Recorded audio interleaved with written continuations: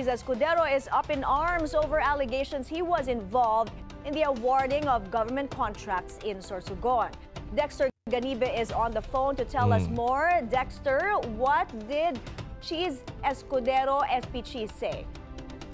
Yes, my Senate President Cheese shrugs off what he called part of the demolition job to oust him. Sa kanyang press con nga ngayong umaga dito sa Senado, Escudero cited the online article as a malicious one. Though he admitted that Mr. Lawrence Lubiano, the president of Centerways Construction and Development Inc., is his kababayan from Sorsogon and one of his campaign donors during his senatorial bid on 2022, he denied his involvement on why Lubiano cornered over 5 billion peso government flood control projects from 2020 to 2024. Escudero also provided an updated list of flood control projects that were awarded to Centerways in the previous 5 years, totaling to 5.4 billion pesos. He reiterates that dragging his name to the construction company is part of the demolition job to oust him as the Senate President. Here's a part of SP Cheese's statement.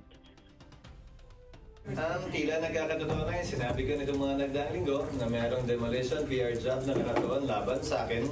At tulad ng babala na isang kapwa ko senador na ito'y gagawin upang tiyakin na maalis ako sa pwesto at nang pag-final muli daw yung impeachment ay wala na ako dito pagdating ng February 6. My SP Cheese also mentioned that the one behind these demolition jobs is from the House of Representatives pero hindi na niya pinangalanan pa kanina. But he hinted that this official wanted him out as SP so that he would not be a hindrance when the House files another impeachment complaint against the Vice President come February 2026. But he is confident that he has the support of the majority of the senators for now for him to stay as Senate President. Mai? Alright, so ito yung, ayan yung video nung nakaraan na, yung matagal na yan eh. Pinakita ko lang sa inyo kasi nga naman, talagang hanggang ngayon, tinatrabaho siya. Ang pinapalabas kasi na yung campaign fund na binigay sa kanya, parang yun yung party niya. Ha? Yun yung party niya dahil nga naman, kaibigan niya, yung ang pangalan nga nun, Lawrence. Hindi ako nagkakamali. Na nagbigay sa kanya ng 30 million para dun sa kampanya niya sa 2022. So parang ang pinapalabas nila ngayon na ayun alam mo yun yung party niya yun. Party niya yan dun sa anong karapatan mo magsalita-salita sa amin kumuha ka nga ng party mo sa ano. Yun yung pinapalabas nila. Pero sa totoo lang, kahit yung presidente natin na putang ina maraming kontraktor ang sumuporta dyan. Sa tingin nyo maglalabas ng ganong kalaking pera yan? Yung may pa-drone pa yan? Tapos may pahakot-hakot ng bus, may bayad nga yung iba dyan, di ba? May allowance yan. So, dun sa mga bagay na yun, hindi na lingid sa kaalaman natin na talagang nangyayari yan. Kahit sino pwedeng magbigay sa mga nila, sa mga bet nilang masasabi natin na tumatakbo. Walang problema dyan. Dati pa yan, ganyan din. Kahit Bongbong Marcos, kahit Pangulong Duterte, may mga nagbibigay din. Kasi nga, sa laki ng kailangan sa pangangampanya ay hindi lang hindi basta-basta ang pera dyan. Kaya yung iba nag-i-sponsor. Oh, 'di ba?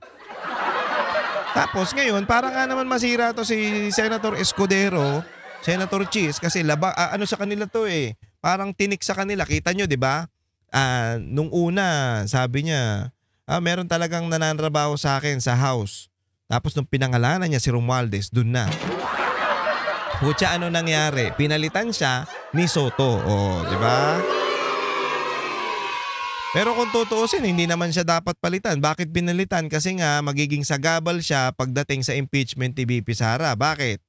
Dahil ba kampi siya kay BP Sara? Hindi. Hindi naman maka-Duterte to si Escudero laging nga kasama nung nung baliw dun sa First Lady baliw Hindi naman baliw, parang may saltek. Diba lagi siyang kasama sa mga ceremony, lagi yang kasama Although siguro dahil siya ay SP, Senate President, kaya siya kasama. Kaya nga medyo nakukulayan natin dati yan na ito, tropa to ng mga Marcos. So yun ang nangyayari noon na ewan ko kung siguro baka may sinabi kay Escudero na gawin mo to, gawin mo yan. O hindi siya sumunod dahil sinunod niya yung korte. Kasi abogado yan eh. Kaya putay na dapat abogado yung mga nandyan sa Senate. So abogado siya, alangan naman, baka madisbar siya nun. Tsaka kitang-kita naman natin kahit hindi ka abogado, kahit simpleng mamamayan ka lang, kitang-kita mo naman yung katarantaduhan na ginawa ng Congress pagdating dun sa impeachment. Unang-una, nag-file sila ng impeachment 4 na beses, yung pang-4 yung inano nila. Yung pinush nila. Binalik sa kanila. Ayusin nyo to. Tama ba tong ginawa nyo? Sabi ng korte. Tinatanong sila, pinapasagot sila ng korte. Anong ginawa? Wala. Nanahimik. Puta nung sinabi ng korte na anong tawag dito? Na unconstitutional at mali yung ginawa nyo. Putya, si Romualdez, nagsalita. Diba? Nung pinapasagot kayo, nung tinatanong kayo ng kailangan nyong gawin, hindi kayo nagsasalita. Tapos sinasabi ni Romualdez na wala siyang kinalaman dyan sa impeachment. Pero nung pagkatapos na sabihin ng korte o ng Supreme Court yung desisyon nila na ibasura nga yung impeachment na yan, putya, nagsalita siya, nagalit siya. Nagalit siya sa Supreme Court. Kita nyo yun? Doon pa lang, alam mo na itong mga to, tinatrabaho talaga ang Vice President Sara Duterte kasi wala gusto nila talagang ayaw nilang maging Duterte ang makaupo kasi hindi sila makakapagnakaw. Diba, gutom nga sila noon nung nakaupo si Pangulong Duterte. Bas lalo pa ngayon, bakit sinasabi ni Pangulong Duterte sa mga interview niya? Nako, pag si Inday ang umupo, lagot kayo lahat, patay kayo lahat. Hindi naman patay na literal, kumbaga yari sila pag gumawa sila ng katarantaduhan. Kasi sabi nga ni PRRD, mas yan sa akin, mas malupit yan. Mas masungit yan sa akin, mas grabe yan.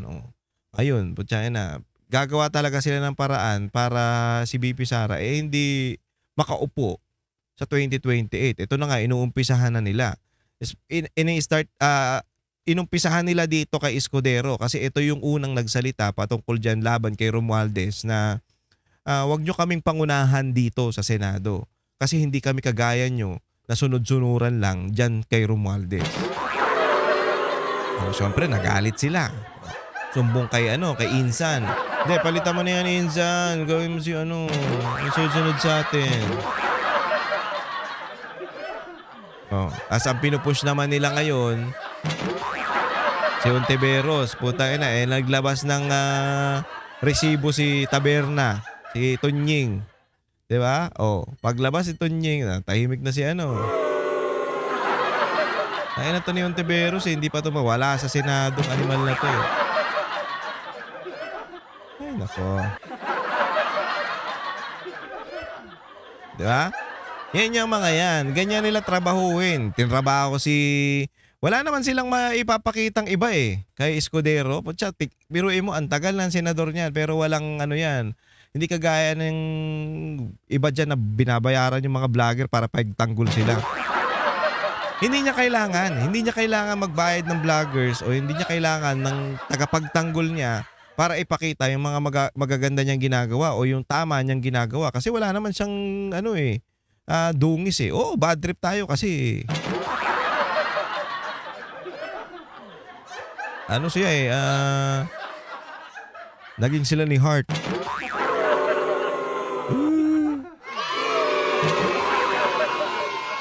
Joke lang. Pakita nyo nga si Hart Evangelista tatingin nyo yan yung senador na yan, si Escudero, walang walang negosyo yan. Si Hart nga lagi nasa Paris Harap buhay. Tapos nila parang dudungisan nila dahil lang dun sa sa campaign fund.